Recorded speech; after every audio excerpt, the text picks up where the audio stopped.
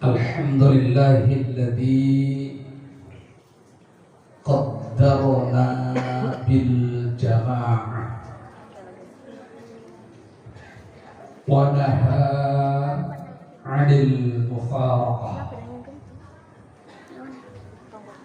Wassalatu wassalamu ala sayyidina wa habibina wa syafi'ina wa qurrati a'yunina Muhammad wa ala alihi wa ashabihi wa man ittaba'al huda ila yaumil qiyamah. Asyhadu an la illallah wahdahu la syarika lah wa asyhadu anna Muhammadan abduhu wa rasuluh la nabiyya ba'dah arsalahu bil huda wa dinil haqqi liyudhhirahu 'ala ad-din kullih. Qala Allah Ta'ala fi ayatil karimah. Bismillahirrahmanirrahim. Wa minal layli fatahajjad bihi nafilatan lak. Asa an yab'athaka rabbuka maqaman mahmuda. Al-ayah ay tamimil ayah. وقال النبي صلى الله عليه وآله وسلم من وصله الله يوم القيامة. وقال العلماء رحمه الله تعالى ونفعنا بعلومهم. أي وقال العلماء في كتاب السعي من تحيز في أمر غوصوا إلى الغوص يبدل الله عسره باليسر. سبحانك لا علم لنا إلا ما علمتنا إنك أنت العليم الحكيم. اللهم أعز الإسلام والمسلمين آمين. اللهم قو الإسلام والمسلمين. اللهم انصرنا من نصر الدين وأهلك الكفرة والمشركين. اللهم أهلك الكفرة والمشركين. اللهم أهلك PKI والمشركين. اللهم اهدنا الصراط المستقيم.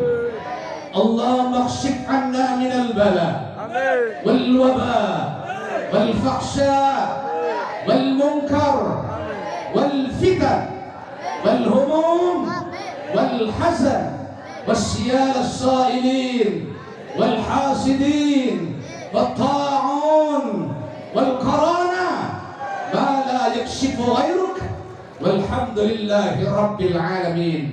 أما بعد Al-mukarramun wal muhtaramun, para zu'ama, para alim ulama, masyayikhil al-kiram, habaib, juga hadratus syekh al-mukarram al-muhtaram terkhusus yakni Ganda al-mukarram Ki Haji Asfuri beserta keluarga. Bata'anallahu fi tuli umrih. Mudah-mudahan beliau senantiasa dimuliakan Allah Subhanahu wa taala. Mudah-mudahan para alim ulama, masyayikh al-kiram semuanya diberikan panjang umur. Para habaib diberikan panjang umur, sehat jasmani dan rohaninya, sehingga bisa membimbing kita, mengajak kita kepada jalan yang direstui dan diridai Allah Subhanahu wa ta'ala. Amin ya rabbal. Juga al-mukarramun, Ketua Panitia Pelaksana yang saya hormati, hadirin jamaah, juga tamu undangan yang dekat, yang jauh, yang pada malam hari ini berkumpul bersilaturahmi dalam rangka mensyiarkan agama Allah Subhanahu wa taala, yakni haul Syekh Abdul Qadir Jailani dan juga haul para masyayikh kita. Mudah-mudahan pada malam hari ini semuanya kita mendapatkan keberkahan, amin. Mendapatkan mukjizat dari para anbiya Allah, mendapatkan karamah dari para aulia Allah, mendapatkan ma'unah dari para ulama-ulama Allah, yang mudah-mudahan kita semuanya ada dalam lindungan dan keberkahan, amin ya rabbal. Jamaah hadirin yang dimuliakan Allah Subhanahu wa taala, untuk mempersingkat waktu, mari kita sama-sama pada kesempatan yang penuh barakah ini kita panjatkan puja dan puji syukur kehadirat Allah Subhanahu wa taala. Dan mudah-mudahan pada kumpulnya malam hari ini kita bagian daripada aplikasi bersyukur kita kepada Allah. Kenapa?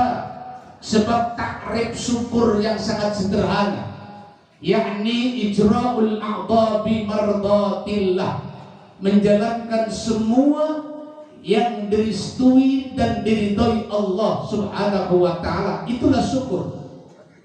Jadi syukur adalah perjalanan yang direstui dan diridhoi Allah. Pada malam hari ini kita yakin bersimpuh di dalam majlis yang mulia ini, yakni majlis zikir.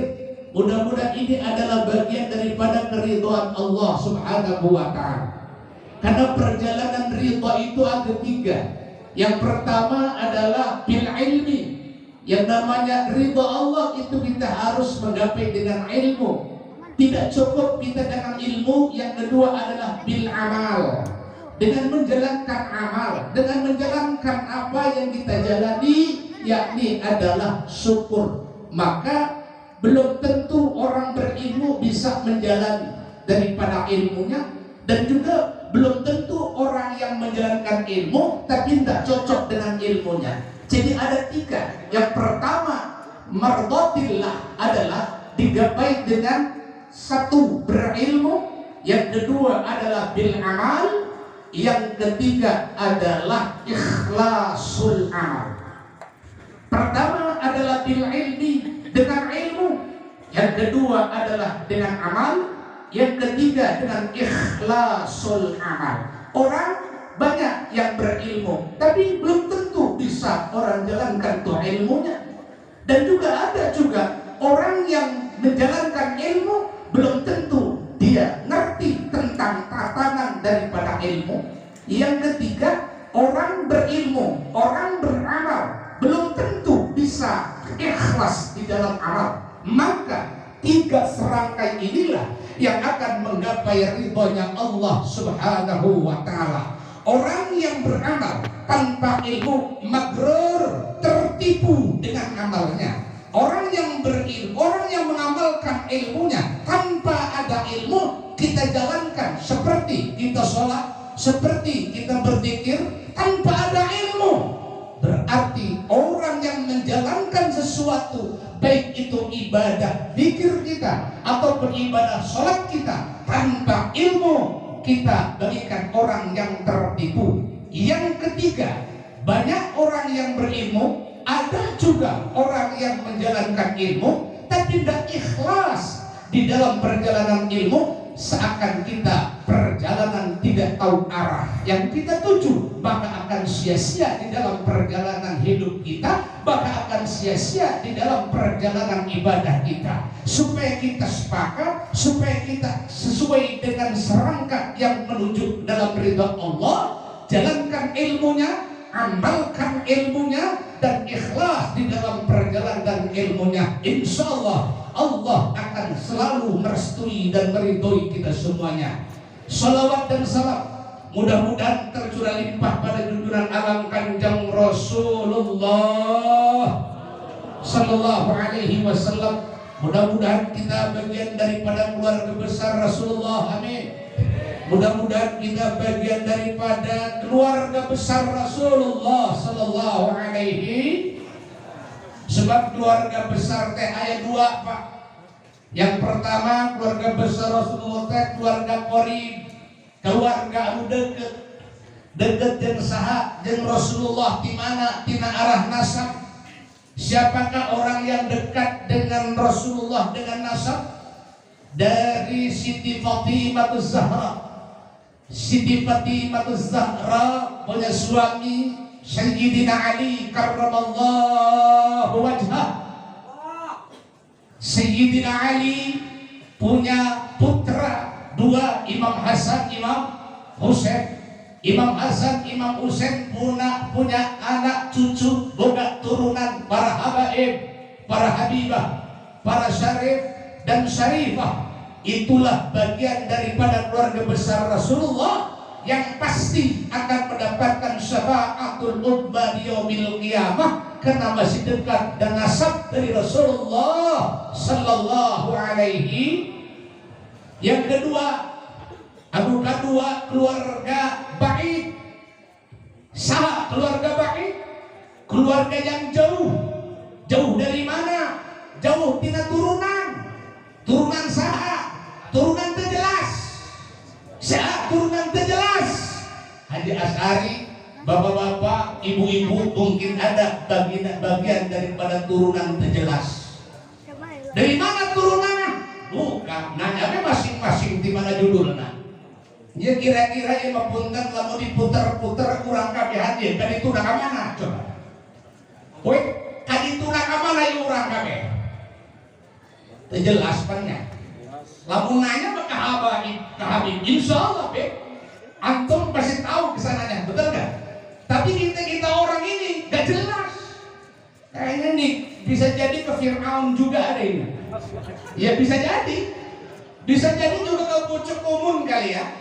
Ya terserah kamana bae dek ka Fir'aun los. Tapi tinggal dibabat bahasanya ya ke Fir'aun ya. Ya, mau ke Fir'aun terserah, mau kemana saja terserah. Yang penting pada detik hari ini kita semuanya tergolong daripada orang-orang yang punya pangkat iman, Islam dan takwa. Amin.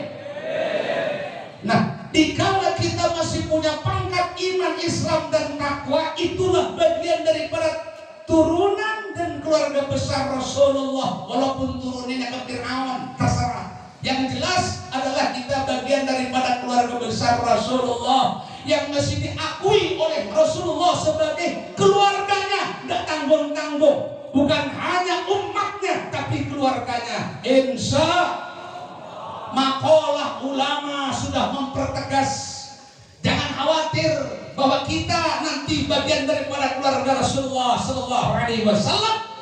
Kullu muslimin walau kana Asia, seluruh umat Islam walau kana Asia, walaupun kita semuanya ini masih banyak berdosa, betul? Masih banyak kita semuanya berdosa, betul?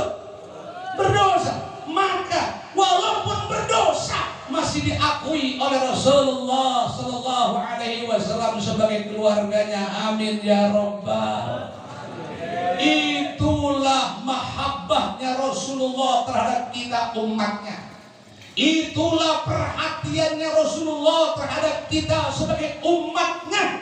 Jangankan yang mulus, jangankan yang Islam betul, tidak punya dosa, kita semuanya masih melakukan maksiat pun masih diaku oleh Rasul sebagai umat dan keluarganya. Amin ya rabbal. Kullu muslimin walau kana maksiat. Cuman cukup hanya maksiat saja, jangan lebih daripada maksiat. Karena ada yang lebih daripada maksiat. Apa yang lebih daripada maksiat? Murtad. Kalau maksiat masih agak mending, masih diaku oleh Rasul sebagai umat dan keluarganya. Kalau murtad sudah tidak lagi diaku. Jangankan sebagai keluarganya, umatnya pun sudah tidak diakui oleh Rasulullah sallallahu alaihi wasallam. Jadi cukup hanya kita maksiat saja. Karena memang Allah bikin makhluk itu bermacam-macam. Allah bikin makhluknya beraneka ragam. Ada Allah bikin makhluknya yang selalu dosa dan dosa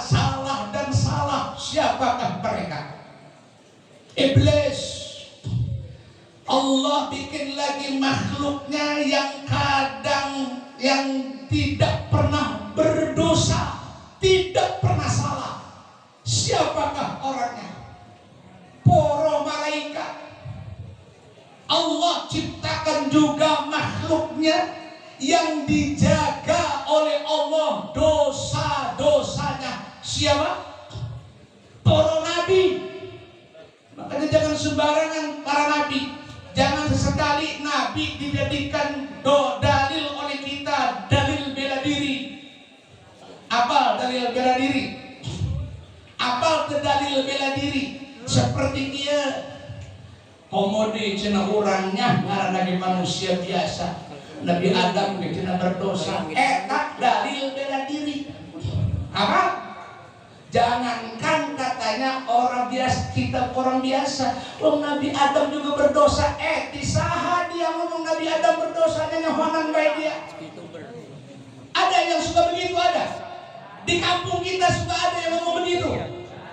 Bukan di kampung kita, kadang kita juga pernah ngomong itu, Pak. Ayo, yang pernah ngomong itu, ayo negara syahadat besi kawak murtad dia. Ya, tak di mana ngomong ke Nabi Adam eta dosa, di mana dosa?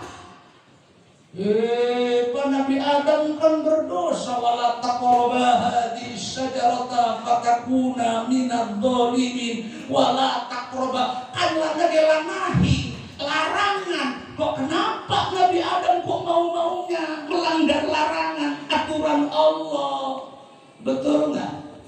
Betul nggak? Wala taqrabu itu lanahi, betul nggak? Larangan Allah, betul kan? Berarti yang melanggar larangan berdosa kan? Betul kan? Kalau melanggar larangan itu berdosa. Betul, melanggar itu pasti dosa. Cuman saya mau tanya, yang tetap mengakui bahwa Nabi Adam itu dosa, saya mau nanya, TKP-nya pada waktu itu di mana, Pak? Pak Ustadz, Pak Kiai? Kejadian eta ayat di mana asalnya? Di surga. Kalau di surga ada hukum dah. Kalau di surga ada hukum. Oh, berarti kalau ada hukum bebas pulsa dong. Bukannya bebas pulsa. Di situ tetap ada sebuah teknis yang sudah dibikin oleh Allah. Teknisnya ada sistem yang sudah diberikan oleh Allah caranya, bahwa Nabi Adam keadaannya di situ di surga, maka perjanjian Allah terhadap manusia yang notabene adalah Nabi Adam alaihissalam posisinya di surga. Maka dengan ayat itu bukan suatu dosa, hanya suatu kesalahan. Awas, jangan salah, ada salah ada dosa. Enggak setiap salah itu dosa, enggak setiap dosa itu salah. Dan ada juga yang dosa enggak salah, yang dosa enggak salah, yang melanggar aturan enggak salah. Dan Nabi Adam di surga adanya, surga tidak ada hukum. Kalau sudah tidak ada hukum, berarti tidak ada dosa, betul enggak? Maka dalam ayat mengatakan bukan maksiat itu Nabi Adam panasi. Maka Nabi Adam hanya sebatas lupa dengan dosa tidak akan sama. Bagaikan murtad dengan maksiat tidak akan pernah sama. Ibu bapak hadirin jamaah yang dimuliakan Allah Subhanahu wa ta'ala, murtad dan maksiat ini mal sama. Jadi umum khusus min itlaq. Kalau menurut usul fikih umum khusus min itlaq itu begini: setiap dosa, setiap maksiat itu murtad. Setiap murtad ya pasti maksiat. Tidak seperti maksiat itu dosa. Ada yang dosa bukan berarti maksiat itu murtad. Ada yang maksiat tidak murtad, tapi kalau murtad pasti maksiat. Paham nggak, Pak? Paham nggak, Pak? Nestapa deh, lain gelir terang. Geus abadek lain gelir. Sakur-sakur dosa eta murtad. Sakur-sakur maksiat eta murtad. Sakur murtad eta maksiat. Tesakur murtad maksiat. aya nu maksiat teu murtad, tapi lamun murtad mah geus pasti mah pahamnya. Paham insyaallah. Lamun teu keneh erek dibere contoh. Lamun teu paham keneh meumpung malam ieu masih Haji As'ari ngomong deuk dibere contoh. Setuju lamun dibere contoh? Ngan jorok contohna. Sekali-kali jorok daripada jorok teu ngarti. Ulah susupianan can dilasir susupianan hukum masih hesek kena supi ke susupianan masih kagok lamun susupianan jadi sapi.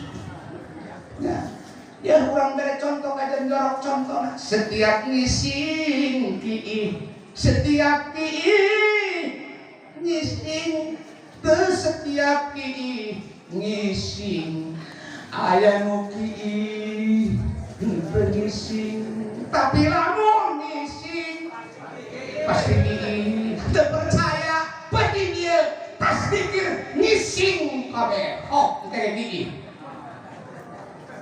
Paham? Paham ya?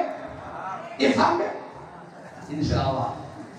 Setiap yang ngising, setiap ngising ya tersakur ngising aya nu teu ngising tapi orang ngising pasti teu bisa tebang dugi bae. Jadi jangan sesekali itu Nabi dianggap berdosa, Pak.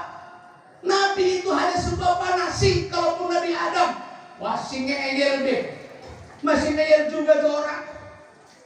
Kata orang kok Nabi Adam kan sampai 40 tahun minta ampunan sama Allah, nangis siang malam. Rabbana tolongna anfusana wa illam taghfir lana wa tarhamna lanakunanna minal khasirin. Nah, itu berarti Nabi Adam tuh merasa dosa. Nah, betul, merasa dosa. Itulah Nabi. Beda dengan kita, beda dengan Haji As'ari. Kalau Haji As'ari berdosa setiap denyut jantung tapi lupa akan dosa, maka lupa dosa, mohon ampunan dosa pun lupa. Nabi Adam, para nabi, jangankan berdosa, tidak berdosa pun mengakui dosa. Berapa tahun nangis kepada Allah? 40 tahun nangis, tidak pernah lewat satu detik pun tidak nangis dalam 40 tahun Nabi Adam alaihissalam. Itulah Nabi. Maka walaupun bagaimana harus berbeda dengan kita, betul? Orang mah ye pangbekina nyen dosa, pangpohona minta ampunan dosanya. Para nabi panghungkep interna nyen dosa, bahkan teu dosa ge ngarasa dosa, tobatna ge 40 tahun teu eureun-eureun. Eta membuktikan nabi keur contoh urang mah eta. Ieu keur contoh urang kalah ngacok ngomong. Urangnya manusia biasanya, orang lagi manusia biasanya. Nabi Adam bicara di dosanya, angkorak dia deh. Ngaji henteu, tak ada henteu ngomong jangan laduk lah. Apa kata?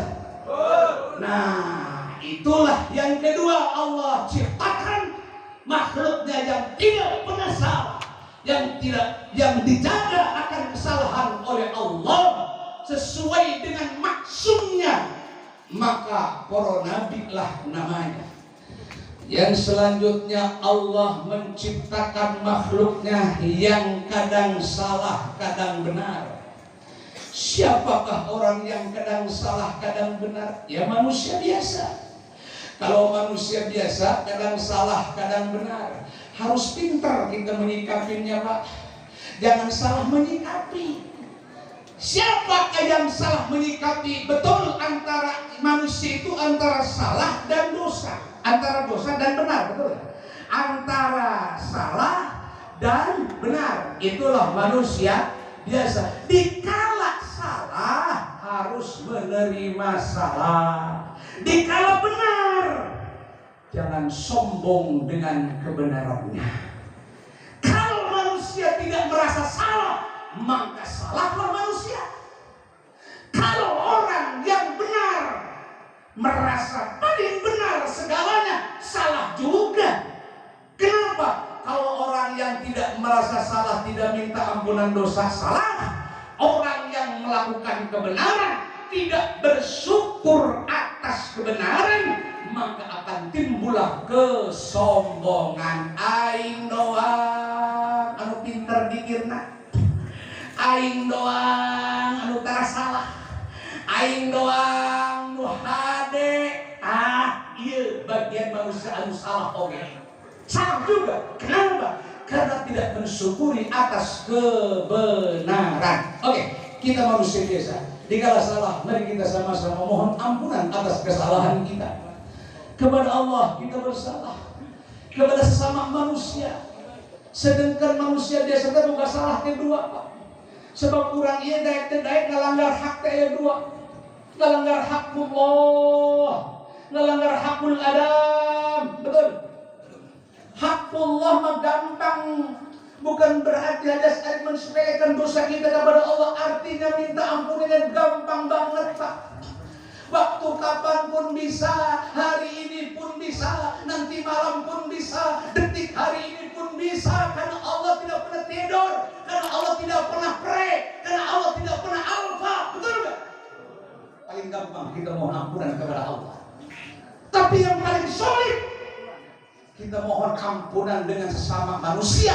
Apa disebutkan melanggar hakul adam. Hakul adam sulit. Kenapa sulit?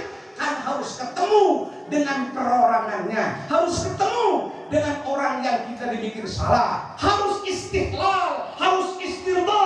Setelahnya istiqlal, istirda, baru ketemu dengan titik ampunannya. Itu pun masih kita kembalikan kepada Allah. Bagaimana kita mengampuni dan bagaimana kita mohon ampunan kepada sama manusia, tapi tetap Allah juga merestui dengan ampunan kita dengan sesama manusia. Mudah-mudahan di antara kita semua kesalahan-kesalahan hakul adam kita clearkan setiap pertemuan, clearkan, sucikan, dan semuanya kita kembalikan kepada dosa-dosa yang ada dalam diri kita agar Allah mengampuni dan sesama manusia pun mengampuni kita. Hadirin wal hadirat yang dimuliakan Allah Subhanahu wa taala. Waktu jualah yang membatasi mungkin saya, karena memang ini belum dalam ending persoalan pertemuan pada malam hari ini. Artinya pertemuan ini adalah panjang sedikit dalam hal Syekh Abdul Qadir Jilani. Ima tambah pamali baik. Geus 2 menit deui hajas ari ngomong bisi lama teh 2 menit atau 1 menit deui burung. Tah ieu urang belajar manaqib ti Kanjeng Syekh Abdul Qadir Jilani berangkat dari pembelajaran awal Kanjeng Syekh. Dan Kanjeng Syekh pernah bertemu dengan Kanjeng Nabi Muhammad sallallahu alaihi wasallam, yang mana dikala Rasulullah akan naik kepada Sidratil Muntaha. Sidratil Muntaha dengan bebas, Sidratil Muntaha dengan keanehan-keanehan luar biasa. Eta Kanjeng Nabi Muhammad sallallahu alaihi wasallam cek dina bahasa hate nama, cek dina bahasa hate nama cek Kanjeng Nabi pas mau ke Sidratil Muntaha. Pas melihat Sidratil Muntaha, Kanjeng Nabi Muhammad dalam hati bicara, ya Allah ya Rabb, Maha Agung, inilah Sidratil Muntaha. Cek bahasa Sunda nama kumaha ya aing naik ya. Padahal mesti jamin Allah bakal naik ke Sidratil Muntaha. Tapi kenapa Kanjeng Nabi bicara dalam hati, bagaimana saya naik ini? Tiba-tiba datanglah seorang pemuda yang kasyaf, seorang pemuda yang gagah. Beliau menatap Kanjeng Rasulullah sallallahu alaihi wasallam. Dan Kanjeng Nabi Muhammad dalam hati bertanya kepada Allah, siapakah pemuda yang ganteng? Siapa pemuda yang kasyaf ini ya Allah? Dijawab sama Allah, wahai kekasihku, itulah cucumu. Itulah cucumu. Siapakah beliau ya Allah namanya? Syekh Muhyiddin Abdul Qadir Jilani. Kenapa disebut dengan Syekh Muhyiddin Abdul Qadir Jilani? Karena Kanjeng Syekh Abdul Qadir Jilani adalah manusia yang akan meneruskan perjuanganmu, wahai Muhammad. Subhanallah. Bertemulah Syekh Abdul Qadir Jailani dengan Kanjeng Muhammad pada waktu itu. Lantas setelah Kanjeng Syekh hadir dan di situ ada dengan denyut jantungnya Kanjeng Nabi Muhammad berbicara bagaimana naik, ternyata Kanjeng Syekh bersimpuh di hadapan Nabi Muhammad dan mengisyaratkan bahwa silahkan naik dari punggungku wahai kakekku yang mulia. Naiklah Kanjeng Nabi Muhammad sallallahu alaihi wasallam ke Sidratil Muntaha, kerap-rap dan kemustawan. Maka ada ciri daripada itulah laut, ada ciri lahirnya Kanjeng Syekh. Di dua punggungnya ada telapak Nabi Muhammad sallallahu alaihi wasallam. Kalau bicara tentang mukjizat, kalau bicara tentang karomah, kalau bicara tentang ghaus, kalau bicara tentang wali kutub, sudah ada bukti dan ciri sampai ke Sidratil Muntaha. Dan berapa ribu tahun sebelum Syekh Abdul Qadir Jailani wujud jasadnya, tapi roh sudah ada di alam sana. Itulah Kanjeng Syekh Abdul Qadir Jailani. Dan Allah melanjutkan cerita kepada Kanjeng Muhammad sallallahu alaihi wasallam. Wahai hambaku yang mulia, wahai kekasihku yang mulia, kalaukah tidak ada, kalaukah nanti boleh ada nabi setelahmu wahai Habibullah, maka itulah Kanjeng Syekh sebagai nabi yang terakhir. Lantaran tidak ada lagi nabi, khatamin nabi adalah Muhammad sallallahu alaihi wasallam, maka tidak ada nabi selain Kanjeng Nabi Muhammad sallallahu alaihi wasallam. Terakhir dalam dialog dan pertemuan mau berangkat ke Sidratil Muntaha pada waktu itu, apa yang terakhir Allah katakan kepada hamba yang mulia nyatanya Kanjeng Muhammad sallallahu alaihi wasallam, cek bahasa Sunda nama kieu, wahai kekasihku eta teh anu bakal incu anjeun, anu bakal neruskeun engke jaga perjalanan anjeun dikala munculnya ahli bid'ah dan ahli bid'ah. Maka kurun daripada Syekh Abdul Qadir Jailani kesekian ke-12 daripada ibu anda dan ke-9 daripada ayahandanya. Oh, berapa ribu tahun setelah perjalanan itu betul ketemu dengan ahlul bid'ah. Maka detik-detik hari ini kita teruskan perjuangan Syekh Abdul Qadir Jailani karena sudah cocok menghadapi beberapa ahlul bid'ah, orang yang tidak percaya akan karomah, orang yang tidak percaya lagi akan mukjizat, orang yang tidak percaya lagi akan maunah para ulama. Sekaranglah tidak habis-habisnya, maka semakin semarak, maka semakin kuat mereka ahlul bid'ah yang tidak adakan karomah, yang tidak akan mukjizat Nabi Muhammad sallallahu alaihi.